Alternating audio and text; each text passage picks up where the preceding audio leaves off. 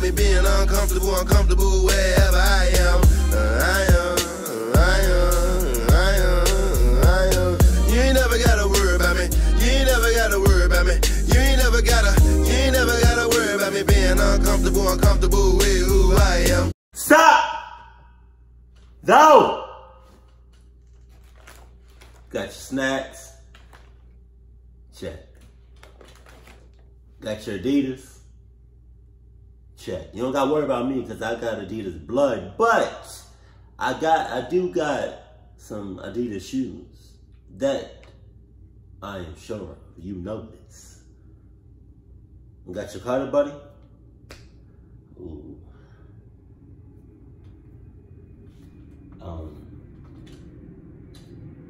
I think I'm shit out of luck.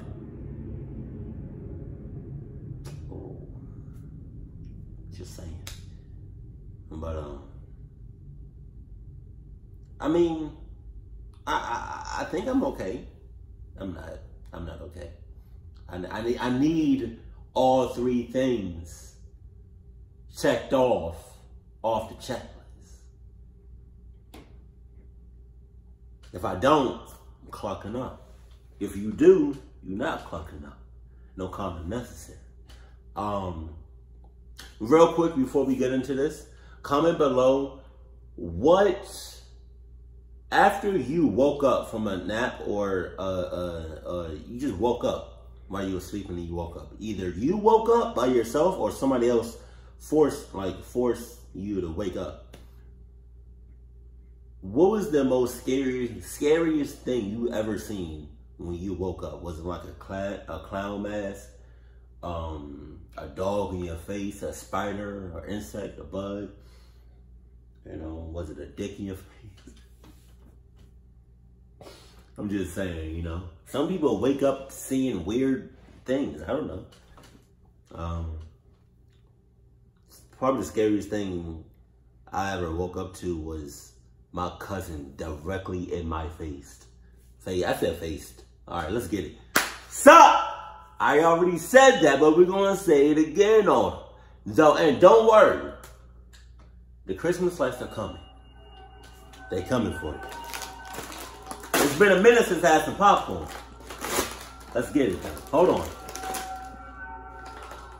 My girlfriend and I love skiing. It's how we met. Right. So last year, during both of our vacation times, we Airbnb'd a one-bedroom cabin in Colorado by Vail Mountain. Right. One of my friends told us getting a private cabin was a lot more cozy, peaceful, and romantic. After landing at the airport, we taxied to a rental car place and rented a Honda Civic, probably the cheapest car we could get. We drove a constant uphill through the sludge on the roads until we... I'm sorry. I have to. Like, I hate those people that be like in a movie theater or like somewhere quiet and they talking about something. They do this.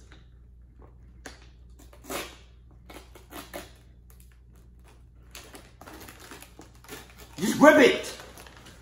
So my bad. Hold on.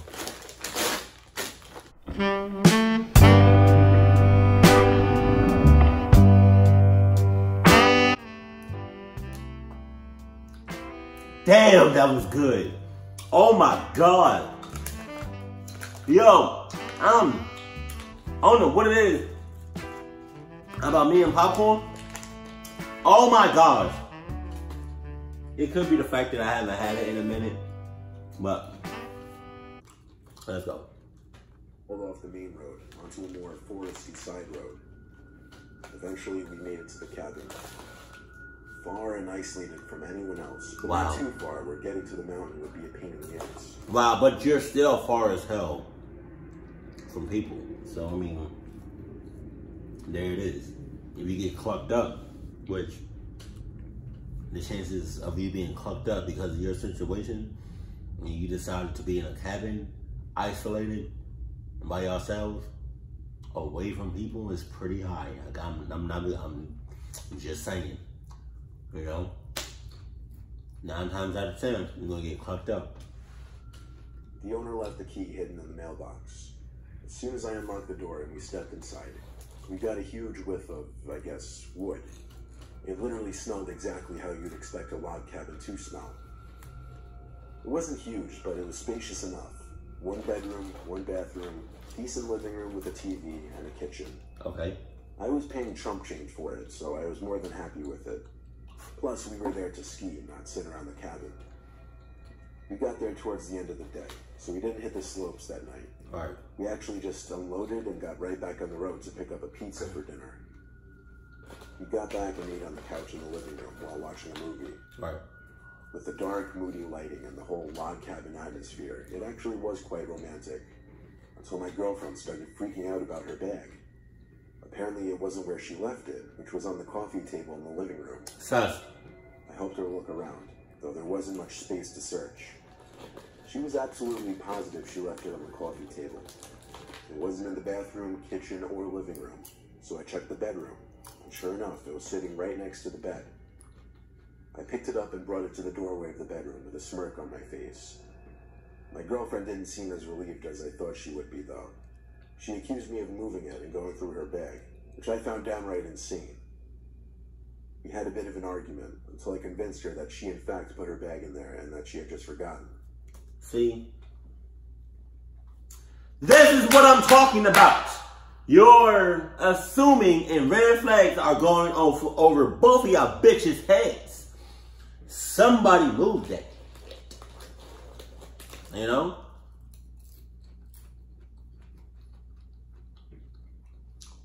Just saying. Just like Timmy Turner said, you have to read the lines between the lines. You have to read the fine print within the fine print. I don't know what episode that was, but yeah, you know, just saying. But you, I mean, cluck you. We went back to eating and watching the movie, and we got over the argument quickly. The next day, we hit the slopes from early morning till dusk. We stopped on the way back to the cabin to get dinner again. When we returned back to the cabin, we both immediately noticed the living room light was on. See? My girlfriend was slightly freaking out. I told her to chill. Well, okay. Okay, now. Your girlfriend only slightly freaked out. You're isolated from people. You left, all the lights was off. You come back, the lights are on. And you're only slightly freaked out. Either you're in cahoots, he's in cahoots, or something is going on. Both of y'all about to get clocked at the same time, simultaneously, right? The girlfriend is slightly freaked out. Bitch, I would have been, no. I know, hell no. I'm not messing with it. I'm not clucking with it. And then your boyfriend got a nerve to say, chill. Chill? I think that's just as bad as telling somebody who's mad as hell, pissed the hell off, veins about to burst. You tell somebody to relax, bro. What? What? The front door was still locked, so that confirmed that we had broken in. Yeah, okay. I thought obviously one of us left the light on by mistake and didn't notice earlier because it was bright out. So once again, we ate our food and watched a movie. Yeah, crazy. And suddenly, out of nowhere, my girlfriend shrieked. I jumped up and looked at her. She had one hand covering her mouth, the other pointing at something on the ground. At first I didn't see it, but when I got up confused and moved closer, I saw it. It was a pair of somewhat fresh boot marks in the rug in the corner of the living room. No. The snow from the boots had melted into wet stains in the area rug. No. Obviously both of us wore boots, but I just didn't remember stepping over there. My girlfriend asked me to check around the cabin to make her feel safe, so I did. I peeked under the kitchen table, behind the living room couch, in the bathroom, and I took a peep in the bedroom. There didn't appear to be anyone in the cabin. There weren't really many places to hide anyway. Still, she was scared and seemed to lose all interest in the movie. Nope. She went to the bathroom and brushed her teeth, then went to the bedroom to change, and I heard her jump into bed. So I did all the same. I climbed into bed and shut the light, and we sat there for a while just talking. It was actually only like 9 or 10 p.m. My girlfriend kept letting me know how uncomfortable she was, thinking someone was in the cabin. So I told her, okay, just wait 1 second. I took out my phone and dialed the Airbnb host. I put the phone up to my ear and heard it ring. I don't mean the ring coming from the phone speaker. I meant I heard a loud, muffled ringing coming from behind the wall next to me. Oh no! See? The ringing stopped as soon as I saw my call was rejected. My girlfriend started screaming, oh my God. I told her to calm down as I got up and approached the wall. Stop saying that shit! Calm down. Relax. Chill. Stop saying that. Obviously, this is a time and place for you to be not relaxed, not calm, not chill. This is a time and place and a situation where both of y'all bitches need to haul ass. Just saying.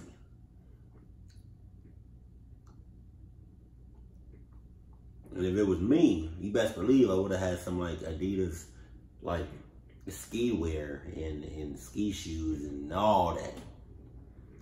Just saying. I noticed an ever so slight cracking. It looked like it could be a door. My girlfriend screamed at me not to open it. I got myself angry, yelled, and pulled open the door. There I was, faced with a small hidden closet, and inside, a man hiding behind a cardboard box in the corner. It was the host, the owner of the cabin. I'd seen his picture on the listing. What the hell? I'll admit, I jumped and screamed in fear and shock when I saw him. But anger overcame me, and I grabbed him by his shirt and pulled him out. I knew he looked creepy based on his picture. He had his hands up, apologizing. I told him to shut up. I looked deeper in the closet, and to my disgust, found some of my girlfriend's underwear. Oh my God. It took way too long for the police to arrive, but he was arrested. We had to spend the rest of that night at a hotel. The next day we went home. I requested compensation from Airbnb, and it took months for them to refund me, but they eventually did. This story was so bizarre and disturbing, I don't even expect everyone to believe it when I tell it, but it was all too real.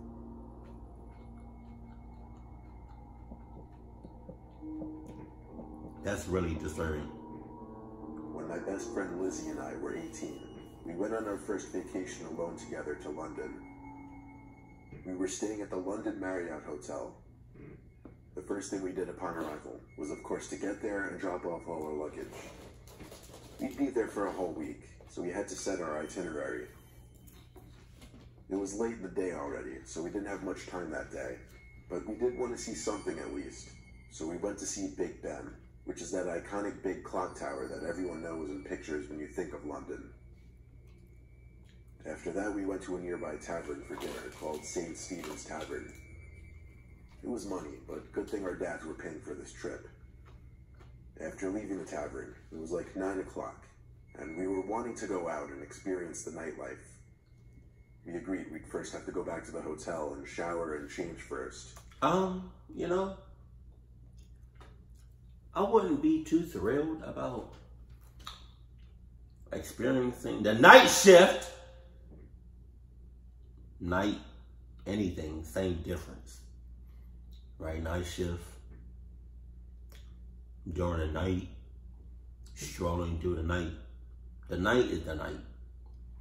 I wouldn't be too thrilled about, you know, going. First of all, going in a being somewhere in a world that I'm not familiar with. Right? And don't give me, you can just do your research. You know, you can read some books, go online and just, you know, research or read about, you know, London or like China or like Africa, you know, like Canada, you know. I mean, yeah, that's cool and whatever, right? You know your knowledge, but like reading about it and like searching like the internet on like some information about where you going, I think it's a lot different than actually being, you know, in London or in China for like it's like a lot different. So me going anywhere at night in a place that I barely know, I don't know about that. You know? Shit. Clucking corn. As we were walking, a young, attractive man overheard us talking about the nearby bars we were looking at on our phones. Overheard? He stopped us. Something about him immediately was just charming that grabbed both my and Lizzie's attention. And if it weren't for that, maybe we wouldn't have been so receptive to him telling us about a big apartment party that one of his rich friends was throwing that night. Wow. Now, two attractive ladies like ourselves would fit right in. Lizzie and I looked at each other and laughed. We said we'd be down, and he said, great. The party doesn't start till 11. Really? He asked for my number, so I gave it to him. Then he said he'd text me the details and see us later, and down the street he walked. Lizzie and I were super excited. It was only the first night, and we were already invited to a crazy London party. We figured if we played our cards right... That's what I'm saying. Red flags out there. It was your first night, and you already been invited to a crazy party? Your first night. Really? You don't think nothing wrong with that? Come on, bruh.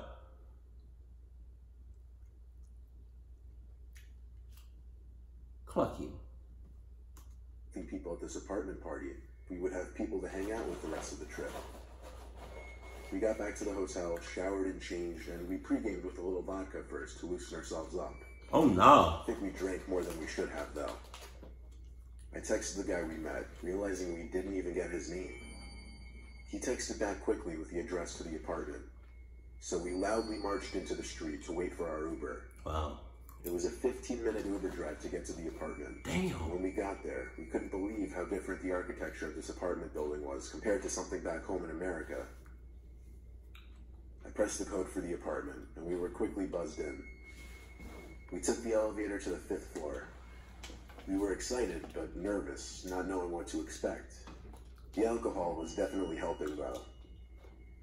I knocked on the door to the apartment, but we didn't hear music inside, which was odd. Wait a minute. Well, that's definitely odd. I got a question. Anybody that lives in London or just knows about London, right? And anybody that lives in America or knows anything about America, well, specifically, is there a difference in the alcohol as far as like between like London and America? You know, because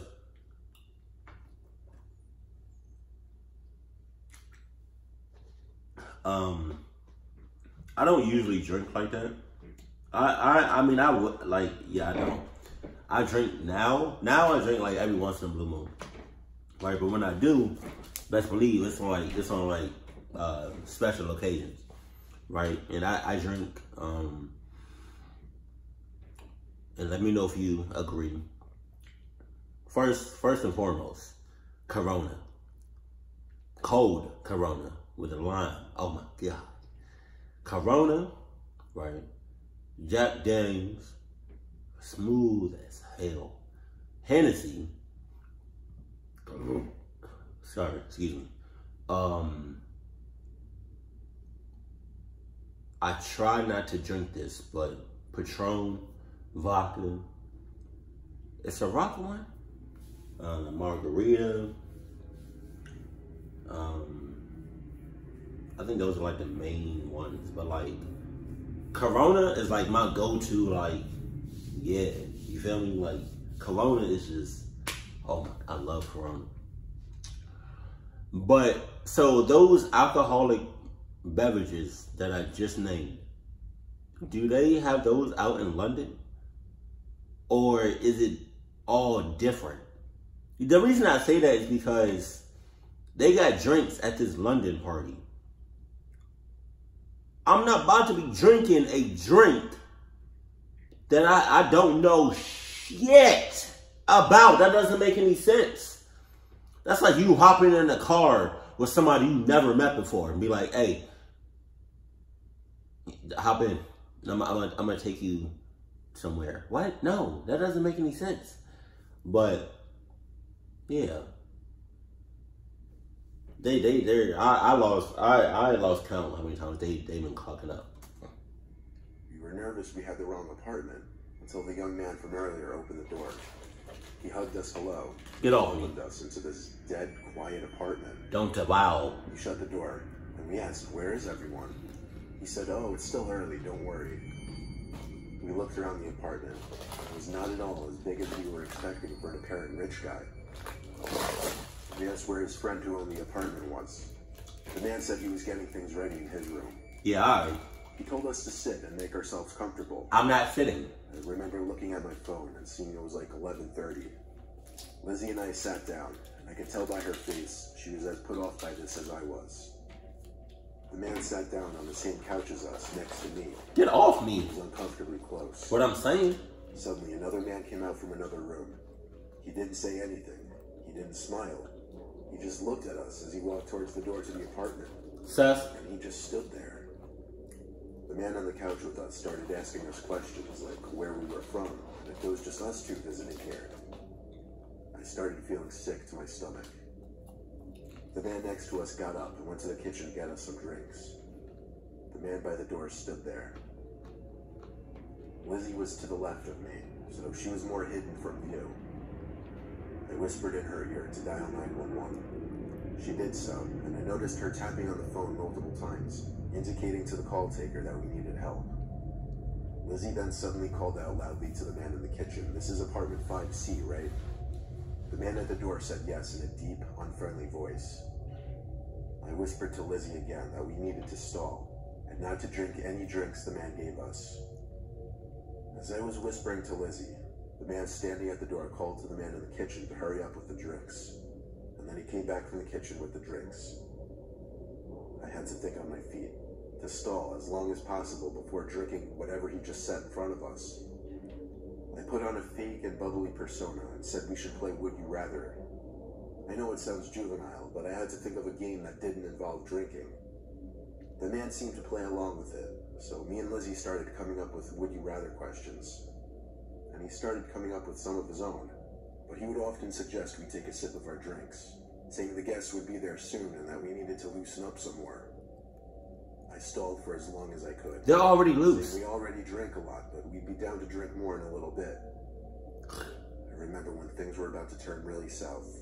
The two men looked at each other. Then the bigger, scarier man at the door came over and said, "All right, drink your drinks." He was about to reach for one of the glasses to probably force in my face, and there was an aggressive banging at the door, followed by a man shouting police. The younger man looked at us and asked, "Did you call the police?" I said, "No, why and when would we?" But my voice cracked as I said this, indicating I was nervous. Lizzie apparently just decided to hell with my story and screamed help. The police started to attempt to kick the door down, but the bigger man screamed, all right, and opened the door with his hands up. The two men tried playing innocent. Lizzie and I had to fabricate the story a little bit, saying the two men basically forced us into the apartment and wouldn't let us leave, and we were pretty sure they drugged our drinks. That was enough to get the men arrested. A second police car arrived to escort us to the station for further questioning. The drinks were tested, and it turned out to no surprise, they were roofied. See, This was definitely a scarring experience, but wow. we didn't let it ruin our trip to London. What? No. What do you mean? What? You didn't let it ruin your trip. What the hell? That right there would have ruined everything. And not just the trip. You know? That would ruin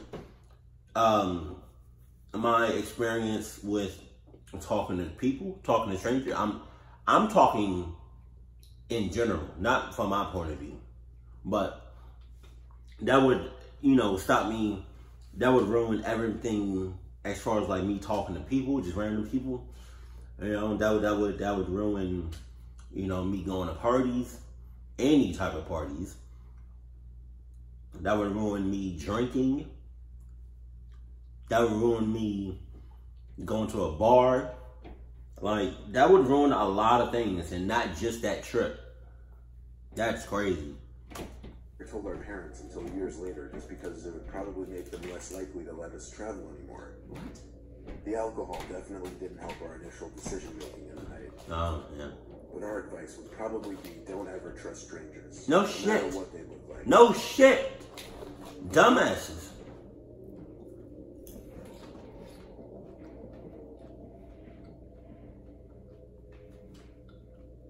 When I was 14, my parents took us on a trip to a family resort.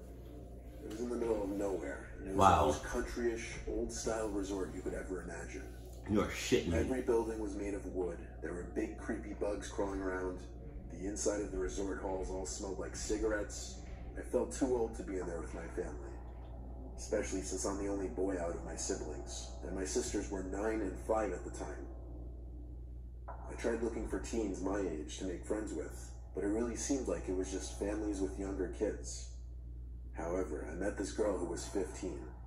We met in a little arcade hall when I was with my 2 sisters. Sus. She came up to me and said, hey. As it turned out, she was staying here with her family too, and she wasn't having a good time either. So we started to hang out. She seemed kind of cool, a little strange, had somewhat gothy vibes to her. Her name was Alyssa. The next day, I ran into her again as I was passing by the pool. She waved me over, and she said, let's go for a walk in the woods by the river. Wow, that's fucking crazy.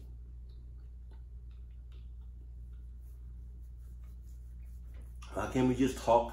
Why can't we just talk right now? Why do we have to go anywhere, especially the woods? Bitch, I just met you, and you already trying to cluck me.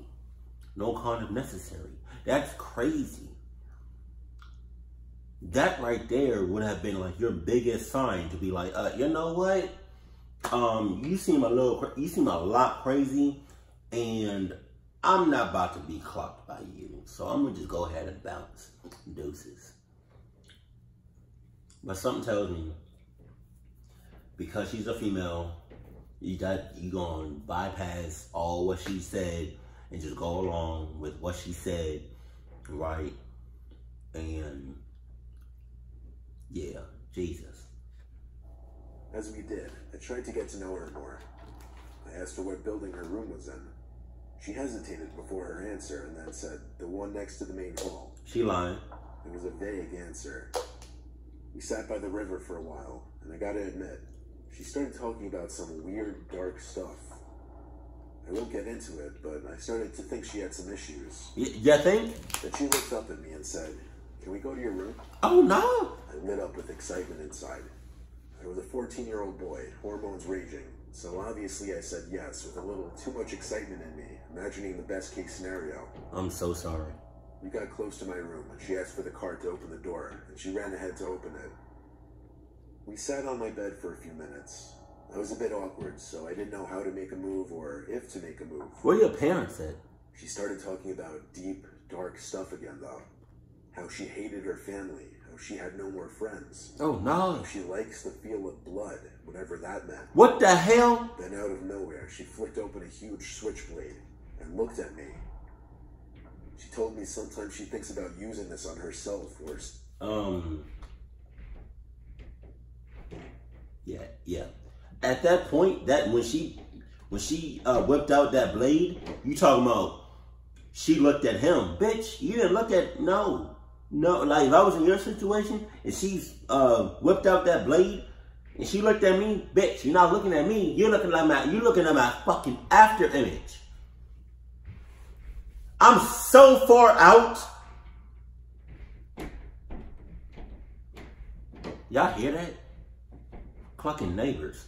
But I'm so far out, right, that I'm in the future and I'm looking at my image, after image, I guess, that's about to be clocked. Because the real me, she can't touch the real me. Never will. Best believe that. What else? That was the moment this went from weird to disturbing. Oh, wow. This wasn't going where I thought it was. Yeah. It was actually going in a much darker, scarier direction. You think? The way she looked at me with the knife flicked open was scaring me. Oh. She looked at me and said, do you want to use this knife on someone here? What? I thought over my answer and said, I don't know, I have to think about it. What? Obviously, I would never. But this girl's true psychotic nature had just come out, and I had to play it safe. I said we should go back outside and walk around. She said okay. So we went back outside and walked around the resort grounds. I watched the way she looked at people passing by, staring them down, not caring when they would notice. Luckily, I saw my parents straight ahead, and I said, oh shoot, there's my parents. I should probably go. Hell no. If I saw my parents, I would have been like, oh shit, hey, this bitch is crazy. And she about to clock everybody in this motherfucker. We out. Hang out with them. Melissa looked a little bit annoyed. All she said was, okay. I said, see ya, and she just looked at me. I went to my family, and for the rest of the day and night, I stayed with them, hoping to not run into that freaky girl again. That night, we got back to the room around 9. This resort had huge rooms, so basically I had my own room that was attached to my parents' and sister's room, but it also had its own door into the hall. What? Anyway, I went to sleep, or at least tried to. Half an hour into laying in bed, I heard the beep from the door unlocking, and then the door to my room opening and closing. By the time I fully looked up, the door was shut, and the light from the hall was gone. I saw someone standing in front of the door, though. No, you didn't. Who is it? I said. No, you didn't. I heard a familiar girl's voice. I want blood. I sat up and remembered I never got my key card back from Melissa. Jesus. She planned this. She approached my bed in the dark with something in her left hand because she had it lifted. She said it again. I want blood. Okay. Will you help me, or will I get it from you? Oh, no. I'm not ashamed to admit it. I screamed like a goddamn girl. She still stood there. She didn't charge at me. She didn't run at first. And get it from yourself. My dad burst into the room, though. That's when she took off. My dad saw her, and they yelled she was about to kill me. He was about to go after her, but I screamed, don't, she has a knife. Everyone in the hall came out of their rooms to see what was going on. We went down to the main office to get some info on this Alyssa girl. And out of all the guests, there was no one named Alyssa. I knew that shit. Hell, there were no girls even close to her age staying at the resort at that current time. Police were called, and like 4 cop cars showed up and searched the whole perimeter. I think like 2 or 3 cop cars stayed overnight since there were so many kids at the place. The key card lock was changed on our door for the night. A lot of families, including mine, left the next day, and we got a refund for the 2 days we cut short. This whole thing was actually insane. That girl was fucked up in the head, and it's scary knowing she was probably in the early stages of being a completely different monster. She was already there. She was already in that mindset. She was already a monster. She was born a monster. Jesus. And whoever raised her are monsters them damn selves. See, and I think that just goes to show you that anybody, no matter who you are, no matter the sex, no matter the age, crazy people exist. You know, sus people exist. That story number 3 was a prime example of that. She was what, 15? 15. Let's just say that. That's what he said, but I'm just saying. That's crazy. You see? And I bet you, if the tables were turned, and the kid met like another kid his age, but it was a boy instead of a girl, what are y'all doing up there? And you know, I think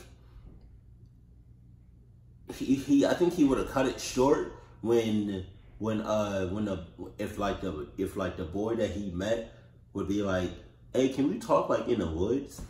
I think he would have just cut it short there. Or he definitely would have cut it short if you know, him and the boy was like, can we go back to your place? Pause. But can we go back to your place? I think he would have cut it short there. But because she was a female, he let it keep going until it was damn near too late. See, but I mean, that's what I'm saying. Like, you can't just be out here talking to people and talking to strangers and stuff like that. Like, I mean, you do you, but I'm not out here just talking to strangers on a regular basis. I'm not. The most times I would probably ever talk to strangers will be at work. And that's because I'm at a restaurant, you know, customer service. But if I'm just like on my on my regular day, just like doing my thing, I'm not just out here just talking to strangers. Nah, you got it.